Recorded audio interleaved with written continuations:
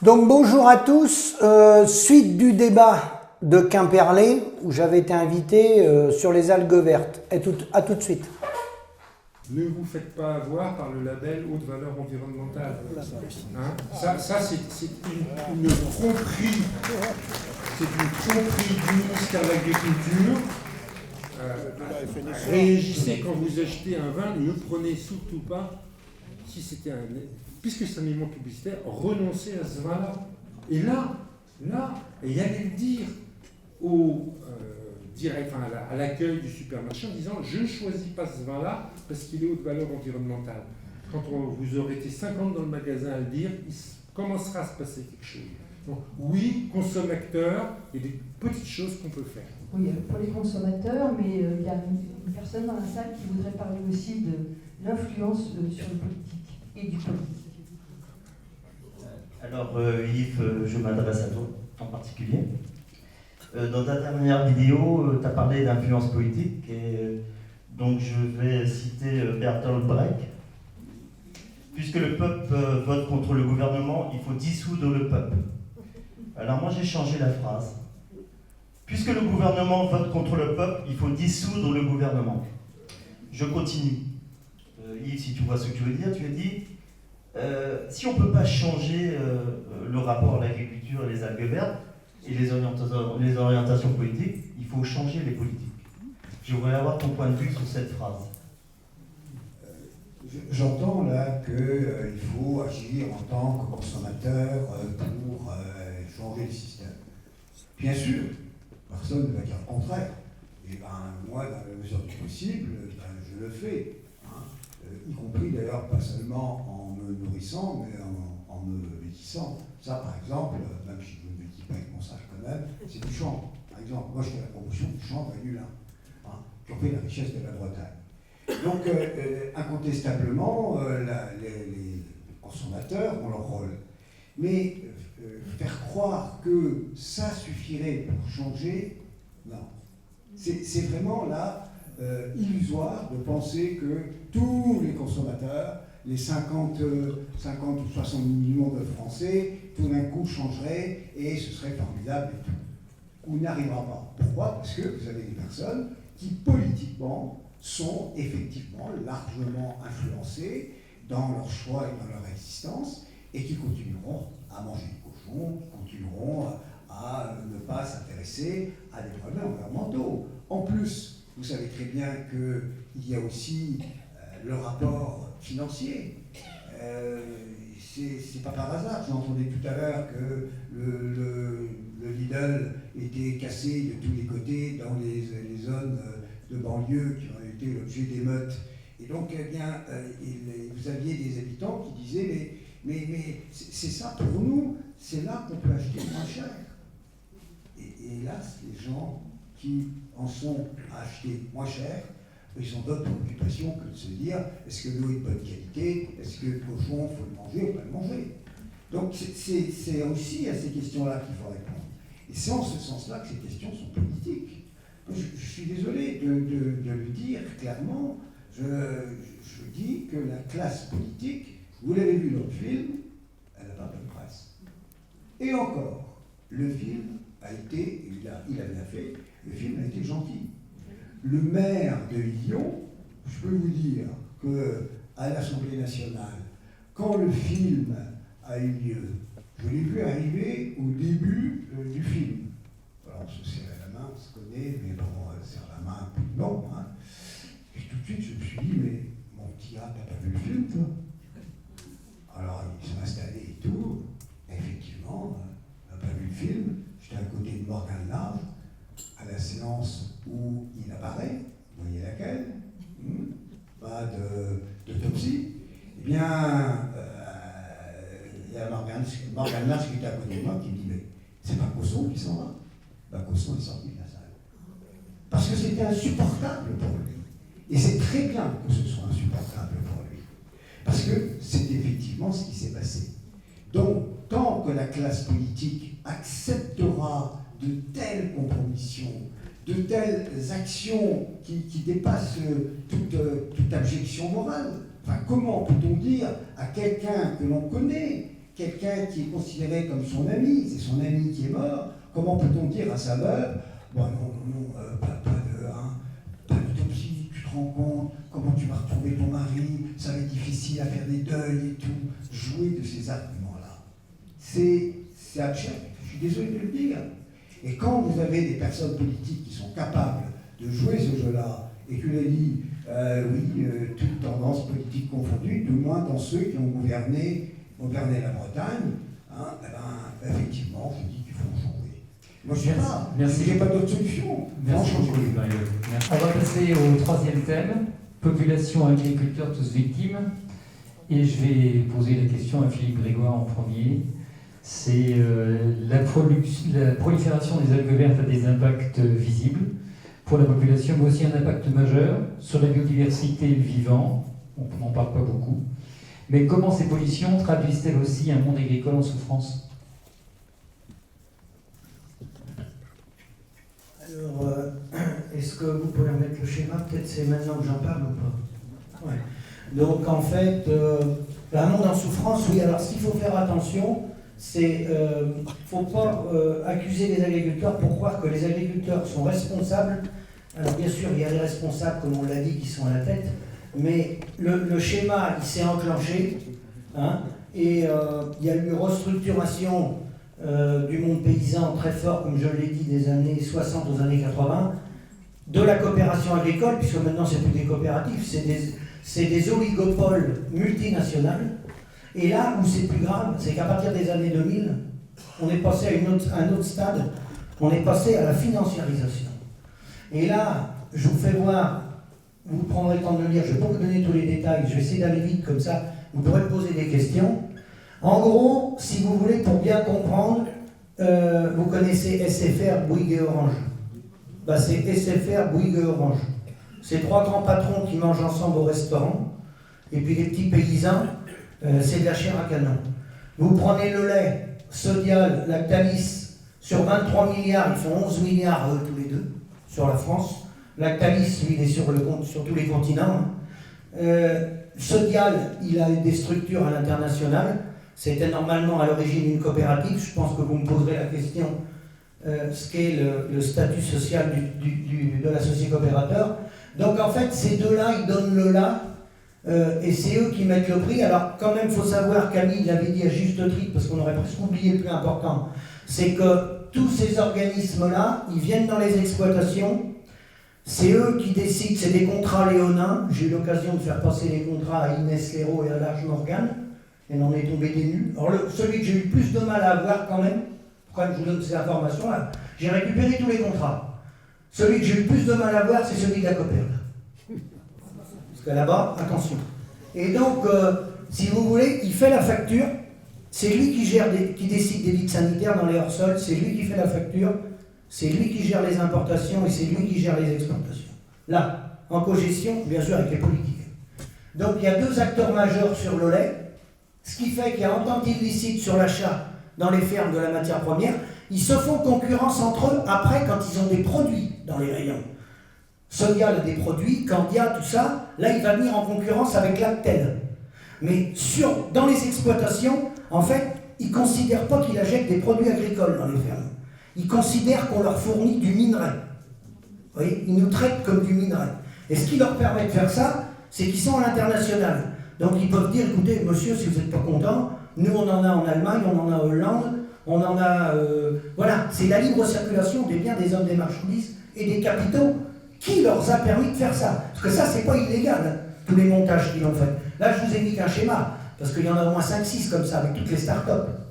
Vous prenez la volaille, LDC, leader européen de la volaille. Ça, c'est des amis de François Fillon, parce que le siège a démarré vraiment juste à côté de chez François Fillon, dans la Sarthe. François Fillon les a beaucoup aidés. Donc LDC, c'est Lambert, Dodard, Chancerolles. C'est des gens qu'on connaît, parce que moi j'ai des amis. Chancerolles, c'est des gens qui ont démarré avec rien. Quand je vous dis avec rien, et en 30 ans, ils sont devenus les premières fortunes de France. Donc cherchez l'erreur. Donc là, vous voyez toutes les marques, vous voyez, Le Gaulois, toutes les marques, Maître Coq et tout ça. Donc entreprises européennes et internationales. Après, vous avez les veaux. Les veaux, c'est intéressant, les veaux. C'est Vendry et Denkavit. Vendry et Denkavit, Eux, c'est les leaders du veau en Europe. Ils ont même une plateforme aux États-Unis. Alors, vous savez, il y a des gens, des fois, qui disent que le problème dans les exploitations agricoles, c'est les écologies, c'est L214. Alors moi, je leur dis, sur un rayon de 10 km, ici, là, trouvez-moi les fermes qui ont déposé le bilan, mais qui ont déposé le bilan, hein, à cause des écologistes, d'L214, ou je ne sais qui, moi. Je sais pas qui, je crois qu'on va pas en trouver. Par contre, si vous me laissez toute la journée de demain, avec les relations que j'ai, moi, dans un rayon de 10 km, je vais vous trouver tous ceux qui ont arrêté dans les exploitations pour des raisons économiques, plumés par ces gens-là. Donc les veaux L214, puisqu'ils sont venus chez moi, et moi je ne défends pas depuis manger de viande, attention, hein. Moi je défends l'idée qu'il faut qu'on mange de la viande, mais différemment et moins. Et que l'agriculteur soit rémunéré, ce que dit Perico Légas. Tenez-vous bien, L214. Comment se défendre face à L214? Vous imaginez que là, ces deux Hollandais-là qui ont la main sur le prix du veau, on est rendu à tuer les veaux dans les fermes. Ça coûte plus cher d'élever un veau et de le vendre à 3 semaines, un mois. Ça coûte plus cher de l'élever, de le faire boire, que de le vendre. Comme ils ont le monopole, c'est des oligopoles, ils achètent les veaux parfois 20 € dans les fermes. Des fois, ils n'en donnent rien. Le veau, en conventionnel, je vais parler en conventionnel, il y a plus de conventionnel que de bio, faudrait les vendre minimum 250 € si on compte l'amortissement du bâtiment, le lait qu'il boit, il a été inséminé par une vache, 70 € l'insémination, etc., etc. Le veau coûte moins cher que le prix qu'on a pour l'élever. On est rendu, alors moi je ne le fais pas, mais je sais qu'il y en a qui le font, tenez-vous bien, il y a des vétérinaires dans les gros troupeaux qui passent, pour les mâles, hein, parce qu'on garde que les femelles, ils passent le mardi et le vendredi pour les piquer, pour tuer les veaux. C'est ça le modèle agricole qui fonctionne? C'est ça le modèle de Sarkozy, de Hollande, de Macron, de tous les politiques qui nous ont dirigés? C'est ça le modèle? Vous imaginez nos parents et nos grands-parents s'y revenaient et qui savaient que des agriculteurs tuent les veaux parce que le veau coûte plus cher à élever qu'on va le vendre parce qu'il y a 2 Hollandais qui ont la main sur le marché. Mais on est où là?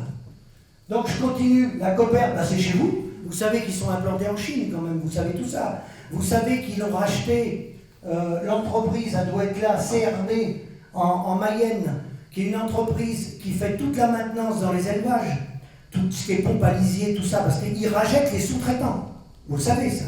Et ils ont des sites, ils ont un site de sélection notamment, qui s'appelle, j'ai perdu le nom, peu importe, qui est en Chine. Donc toutes ces entreprises-là sont à l'international. Vous prenez Bigard après.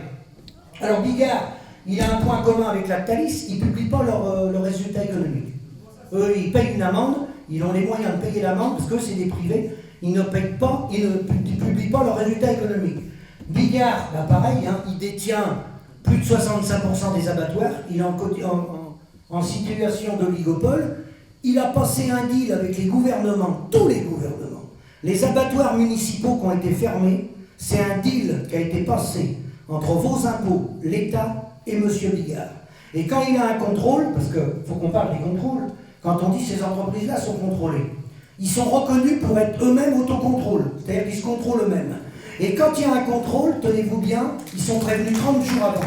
Je dis bien 30 jours avant. Un paysan, lui, il a un contrôleur qui débarque dans la cour, lui, il n'est pas prévenu 30 jours avant. Donc ça, c'était pour Bigard. Et ensuite, le plus important, je crois qu'il est là. Le plus important, il est là. Vous avez Unigrain, qui a été créé en 1963, qui est le fonds des céréaliers de la FNSEA. De toute façon, à la tête de toutes ces structures-là, vous retrouvez la FNSEA. Là, c'est privé, c'est Bigard, mais le fils Bigard est dans l'interprofession. L'interprofession, c'est une structure qui regroupe les paysans, les abatteurs et les distributeurs. Et par moment, le président de l'interprofession, c'est quelqu'un qui est, par exemple, on a eu Dominique Langlois, il était directeur général des abattoirs SVA à Vitré, qui appartenait au groupe Intermarché, et il était en même temps président de l'interprofession, c'est-à-dire qu'il parlait au nom des paysans. Donc vous voyez, il n'y a pas de conflit d'intérêt. Non, pas du tout. Donc ça, alors le plus important, c'est Unigrain. Unigrain, regardez ce qu'est Unigrain. Unigrain, je l'ai croisé en allant sur la route, vous le croisez sur toutes les routes. Quand vous croisez Steph les transports, c'est des fonds de la FNSEA, c'est des parcs Unigrain. C'est des céréaliers de la FNSEA qui ont monté ça à partir de 1963. Ils ont mis leur argent dans des points stratégiques pour développer un modèle agricole super industriel. Parce qu'en fait, ce qu'a tué les paysans, c'est l'industrialisation de l'agriculture. C'est ça qu'a tué les paysans. Donc, Steph, les transports, vous prenez toutes les glaces et les sorbets que vous mangez, c'est des fonds unigrains. C'est la société L'Angélis qui est en Charente-Maritime. Là, vous mangez une glace, vous avez des fonds de la FNSEA. De toute façon, malheureusement, partout où vous rentrez, sans le savoir, vous mangez de la FNSEA. Donc, ensuite, vous avez les chaînes de restaurants Restoria, les brioches Paquet, qui est le groupe Bouvard, font FNSEA. Je n'ai pas tout mis, parce que si j'avais tout mis, j'y passais la nuit. Les laboratoires Carso, c'est très important. Les plateformes des laboratoires dans toute l'Europe, il y en a 28, fonds Unigrin, FNSEA. Les laboratoires, vous voyez déjà l'indépendance où elle est. Ensuite, la Banque publique d'investissement, là nos politiques, le bras de l'État, puisque la Banque publique d'investissement est détenue à 50% par les fonds de l'État et à 50% par la Caisse des dépôts et consignations. BPI France accompagne tout ça dans tous les projets. Donc vous voyez, c'est votre argent qui nous a amenés là et qui nous a amenés aux algues vertes. C'est pas un accident, c'est un programme politique. Vous avez Mécaterme. Alors Mécaterme, ils ont racheté ça à la famille Windel, où était Ernest Antoine Seyer, l'ancien président du MEDEF, la famille Windel, une riche famille industrielle du nord de la France. Alors là, ils détiennent tous les outils industriels de la boulangerie dans le monde. Dans le monde, j'ai bien dit dans le monde. Donc ensuite, vous avez, je pense, je finis Unigrin. Alors ils sont tous en interaction, les uns aux autres. Vous les retrouvez en interaction dans les parts de société. Vous avez le groupe Avril, ça c'est où était Xavier Bolin, où est Arnaud Rousseau. Donc ça c'est la fondation, il a même fait une fondation Avril. Vous savez, comme ça ils se donnent bonne conscience, ils se font passer pour l'abbé Pierre. Et donc après, là c'est les agrocarburants. N'oubliez pas que le groupe Avril, qui s'appelait Sophie Protéol, c'est le leader des aliments en France. C'est lui qui, via le groupe Sanders, il avait racheté le groupe Sanders. Donc de temps en temps, ils rachètent des privés, de temps en temps. Et puis après, ils font des holdings. Les holdings sont principalement au Luxembourg et en Suisse. Principalement, mais pas que. Donc après, vous retrouvez, ils font toute la chimie, toutes les huiles, toutes les marques, le sueur, tout ça c'est le groupe Avril. Et là-dessous, alors c'est Séverine qui a fait le tableau, je la remercie, elle travaille avec nous au SAMU social agricole, une femme très courageuse, je la remercie. Alors la COFAS, elle l'a mis dessous, il fallait la mettre au-dessus. La COFAS, vous devez connaître ici parmi vous, c'est un organisme d'experts international d'assurance en garantie des paiements. Donc le Unigrin, ça va pas dessous, ça va dessus. Unigrin joue le rôle de la COFAS. Il y a même eu un arrêté au Sénat pour reconnaître la structure FNSEA Unigrin en tant que rôle de la COFAS. C'est pour vous dire où c'est rendu au sommet de l'État. Et après, il y a le plus beau du plus beau. Alors là, le plus beau du plus beau, c'est InVivo. Pareil, un bras de la FNSEA. Le président, avant, vous le connaissiez pour la plupart, c'était Philippe Mangin. Il a laissé sa place à M. Callot de Vendée, mais Philippe Mangin était très connu, il avait été président de la coopération agricole, sachant qu'après, vous avez la coopération agricole qui regroupe toutes les coopératives, qui est tenue par Dominique Chargé, et de la FNSEA, parce que toutes les coopératives sont rattachées à la coopération agricole, qui sont rattachées après au COPA-COGECA au niveau européen, d'où est présidente Mme Lambert actuellement. Donc, InVivo, bras FNSEA, alors là, vous avez Terac, vous avez InVivo Rotaille, InVivo Bionline, Cordier, parce qu'ils ont des sections après. Donc eux, ils sont rendus, ils travaillent avec Xavier Niel, Mathieu Pigas, Alexandre Zouari. Alors, ils sont en cours pour racheter Casino, mais a priori, ça va peut-être pas aboutir, parce qu'il y a un milliardaire qui s'est pointé entre deux, et ils sont pas sûrs de gagner. Mais nous paysans, parce qu'InVivo, c'est nous, c'est nous et vous à travers vos impôts, on est en train de racheter Casino. Nous, nos petits paysans, avec l'argent qu'ils nous ont pris, on est en train de racheter Casino. Mais je ne sais pas si ça va se finaliser, ils ne sont pas sûrs de gagner. Et donc après InVivo, vous retrouvez, vous allez chez InVivo sans le savoir. Alors il avait racheté, il ne faut pas que j'oublie ça, le groupe Soufflet, qui était un privé, qui était le plus gros producteur français. Le groupe Soufflet, c'était un privé. InVivo a ravalé le groupe Soufflet, donc les privés, il y en a de moins en moins maintenant. Et donc quand vous rentrez dans un magasin Jardiland, vous rentrez dans la FNSEA, puisque c'est InVivo, c'est eux qui en sont propriétaires, directement, c'est plus des parts. Les animaleries, c'est eux. La boulangerie, toutes les boulangeries Louise, c'est eux. Pommes de pain, gamme vert. Bon, vous voyez, Casino, ils ont des parts dans Casino, mais c'est pas totalement finalisé. Ils sont rentrés une partie, mais ils n'ont pas réussi à l'avaler totalement. Les magasins d'Elbar, Épicène, Moulin, Soufflet, les Monneries, les Viennoiseries, vous retrouvez Bioéco, Sofrance, Néodis, vous voyez, Boulangerie Louis, les magasins Fred ici, c'est eux. Hein. Et là, la dernière en date, ils sont rendus au sommet de Davos. À travers la French Tech, ils ont monté des startups. Ils sont in vivo et présents au sommet de Davos avec les chefs d'État de la planète. La FNSEA est rentrée au sommet de Davos. Alors, pas FNSEA, vous ne verrez pas FNSEA, mais ils sont rentrés avec ça, avec in vivo. Et les conséquences, Philippe, les conséquences pour les agriculteurs? Tu as mis tout en bas 2 décès. 2 morts par jour, c'est ce qu'avait dit Thierry, parce que j'aurais presque oublié l'essentiel. 2 morts par jour, non pas à cause des écologistes ni des véganes, mais vous voyez un peu le travail là. Vous voulez négocier quoi au niveau facture départ ferme avec des oligopoles comme ça? Vous voulez négocier quoi? Qu'est-ce que vous voulez négocier? Alors ça se heurte après à la grande distribution, on est bien d'accord. Hein. Ces gens-là après se heurtent à la grande distribution. Hein. Mais le paysan, lui, ils sont tranquilles. La matière première, ils peuvent l'acheter le prix qu'ils veulent. Le minerai. C'est du minerai. Et celui qui bouge, de toute façon, il n'a plus de collecteur. C'est terminé, il n'y a plus de collecteur. Parce qu'il y a quelques acteurs. Donc la brebis, comme dit Camille, qui va bouger, même s'il n'est pas dans ces 2 grands groupes-là, qu'il est dans une autre coopérative qui est moins puissante, s'il veut monter un groupe d'agriculteurs en assemblée générale pour dire, là, moi c'est fini, là. Moi je ne veux plus être exploité, on l'a fait ça déjà. Eh bien je vous garantis que ça ne va pas les déranger de dégager 20 gars d'un coup. Hein. Et les gars ne trouveront plus de collecteurs. Moi j'ai des gens qui ont protesté, surtout là, LDC, Copper, là tout le monde a la trouille, mais là ça bougeait un peu, j'ai des groupes, et ça bougeait en lapin aussi.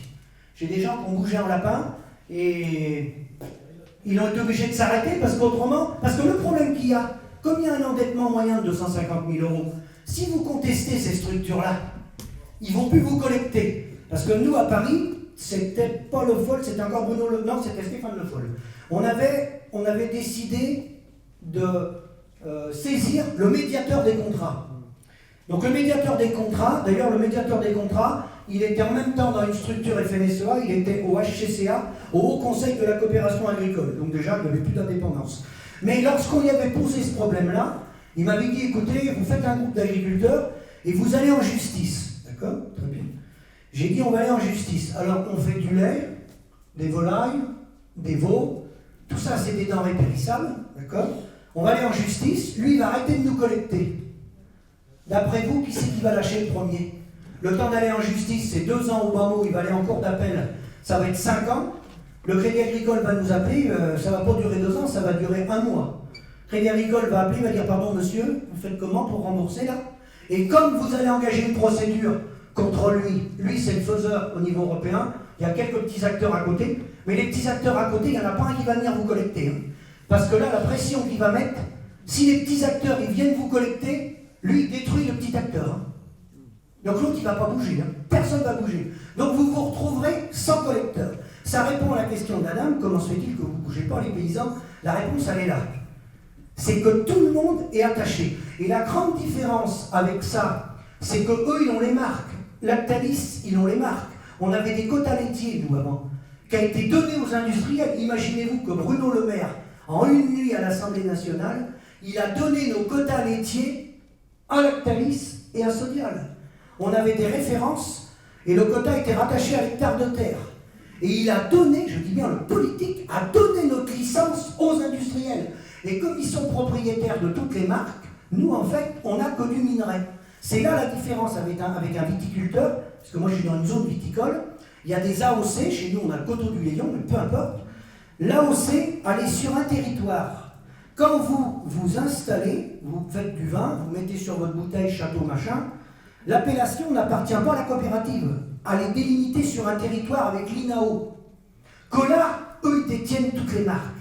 Et nous, effectivement, on n'a plus que le minerai.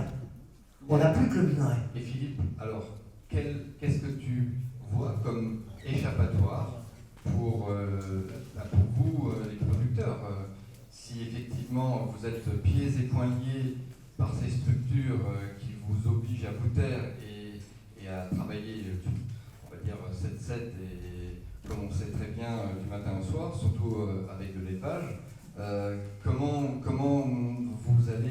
faire pour que les agriculteurs ne finissent pas tous détruits? Alors je rajoute qu'en plus le piège, c'est que les chambres d'agriculture et ceux qui montent les études d'installation, les études sont fausses, ça on peut le démontrer. Ils parlent dans la presse du bénéfice agricole, ils mélangent le bénéfice agricole avec le salaire. Et ils font miroiter aux gens que ça va marcher. Et les jeunes qui ne sont pas trop éclairés, ou qui se font avoir, ou qui ont la passion du métier, ils arrivent moins à piéger les néo-ruraux. L'avenir viendra plus des néo-ruraux que des gens ancrés sur les territoires. Il arrive à les piéger, par exemple, ils ont balancé là, que le revenu des producteurs de lait 2022 avait été de 32 000 €. Mais c'est faux. C'est un bénéfice agricole. Il ne tient pas compte de l'endettement, il ne tient pas compte de salaire, il ne tient pas compte de la rémunération des capitaux. C'est un chiffre qui ne veut rien dire. Le chiffre, il est autour de 15 pour 2022. Vous voyez, vous faites 15, la moyenne, hein, parce que 40% des agriculteurs gagnent moins de 350 €. Hein, et c'est dans les éleveurs qu'on les retrouve. La solution, si vous voulez, alors déjà, la solution sur le plan international, c'est de sortir de ce modèle-là, de sortir et de prendre un schéma sur la base de la Charte de la Havane, qui avait été abolie par le Sénat américain le 24 mars 1948. C'était quoi? C'était de la coopération entre les États. C'est beaucoup les pays qu'on appelait les non-alignés qui s'étaient rassemblés à la Havane, c'est pour ça que ça s'appelle la Havane, qui voulaient suivre ni le modèle soviétique, ni le modèle ultralibéral dans lequel on est, américain, anglo-saxon. Et ça s'appelait la Charte de la Havane. Il y a un exemple concret, avec le conflit ukrainien, ça se fait, mais au coup par coup. Ça ne se fait pas sur le plan international, parce qu'il n'y a pas les volontés politiques de le faire. Vous avez par exemple le blé en Ukraine, il y a des gens qui viennent de se comporter comme la Charte de la Havane, c'est la Pologne, la Bulgarie, la Hongrie, ils ont refusé le blé ukrainien. Parce qu'ils ont dit, nous, on ne veut pas que les excédents de l'Ukraine viennent faire crever nos producteurs. La coopération, c'est ça. C'est de faire des échanges réciproques, mais ne pas faire ça, là. Sodial exporte de la poudre de lait, ne paye pas ses producteurs en France, puisqu'on gagne pas notre vie, et il exporte de la poudre de lait au Burkina Faso, financé par nous. Mais comment voulez-vous qu'on s'en sorte dans des conditions comme ça? Donc la solution, c'est ça. Après, c'est essayer de développer plus les circuits courts. Le problème des circuits courts, il faut les développer, mais on ne remplacera pas le modèle agricole par les circuits courts, je vous le dis tout de suite. Parce qu'en 2022, la ferme France, ça fait 81 milliards € de chiffre d'affaires. Bon, il y a 5 milliards, c'est les entrepreneurs agricoles. On peut partir sur 76. Les circuits courts, c'est 3 milliards. Vous voyez, hein? Et les intrants, ce qui fait tourner toutes ces boutiques-là, les intrants, c'est 43 milliards. Vous voyez, pour retenir ce chiffre-là déjà. Parce que le but du jeu, c'est de faire tourner les boutiques. Donc, il faut essayer, malheureusement, je ne sais pas s'il faut l'appeler coopérative, mais il faut essayer de recréer des outils, ça existe déjà, il y en a qui le font, recréer des petits outils localement pour travailler sur les territoires, éviter de produire des fermes, usines, parce que contrairement à ce qu'on croit, ce n'est pas les grandes fermes qui gagnent de l'argent, c'est tout l'inverse, tout l'inverse. Ils ont des très forts endettements, mais ils bossent comme des malades, mais c'est tout l'inverse. Il faut remonter des petits outils et travailler sur des territoires avec les citoyens, avec un modèle qui tient compte de l'environnement, soit en conventionnel, en autonomie totale, soit en bio. Parce que je ne vous ai pas parlé du bio. Mais vous savez pourquoi ils sont contre le bio? La FNSEA est pour contre le bio. Elle n'a jamais été contre le bio. On y joue un double jeu, en permanence, le discours. Ils ont développé le HVE pour flinguer le bio. Mais vous comprenez bien que si on se met en bio, moi je suis en bio, pas d'engrais, pas de phyto, peu de tracteurs, peu de gasoil, peu de renouvellement. Et vous voulez qu'ils mangent comment? Ils n'ont plus à manger là. Là, l'assiette est vide là. Ils ne sont pas contre le bio. C'est le business là. C'est là, c'est la financiarisation de l'économie. C'est là qu'on est rendu. Et après, on arrive à ce que vous êtes en train de vivre ce soir. Ah, c'est les algues vertes, c'est la dérive de tous les bouts. Parce que je ne vous ai pas parlé, dans ces sociétés-là, ils financent la viande d'insectes, ils financent la viande cellulaire, s'il vous plaît. Le lait synthétique, oui, la viande cellulaire, le lait synthétique, la farine d'insectes. Eux, là, dans les trois structures, là, nos propres coopératives. C'est-à-dire qu'un paysan de la FNSEA, il ne sait même pas, tellement il est bête. En allant acheter son sac d'engrais, il finance la viande cellulaire. Mais il ne sait même pas. On ne lui a pas dit. Vous prenez la méthanisation, ils sont dans la méthanisation. Alors là, ils sont avec la Banque publique d'investissement sur les méthaniseurs. Parce que le but du méthaniseur, ça a été lancé par Xavier Belin en 2013. Il y avait un partenariat avec GDF Suez à l'époque, comme ils ont un partenariat avec Total Energy d'ailleurs. Et le but du méthaniseur, c'était de concentrer les fermes, comme c'est chez vous en Bretagne, peur, lait, peu importe. Alors là, les animaux, il ne faut pas qu'ils sortent. Pas de pâturage, sinon vous ne faites pas de méthanisation. Et le but du jeu, c'était de reprendre des parts de marché aux Allemands qui avaient démarré les méthaniseurs avant nous. Simplement, là, ils vont sortir à un problème parce que les investissements sont relativement importants. Et la rentabilité de ce schéma-là, le but du jeu, c'était qu'on vende notre lait moins cher, nous, et nos cochons. Faire baisser le prix des parts fermes et combler avec le méthaniseur. Simplement, le problème, c'est que ça dépend de la décision géopolitique et géostratégique des chefs d'État sur le rachat du méthane. Et ça, ils ne maîtrisent pas. Donc, on ne sait pas trop où ça va aller, là. Philippe, je te propose qu'on laisse quelques questions venir de la salle. En tout cas, je pense que... Voilà, donc à bientôt. Il restera une diffusion concernant le débat de Quimperlé. Il restera une petite partie dans quelques jours. Merci, à bientôt.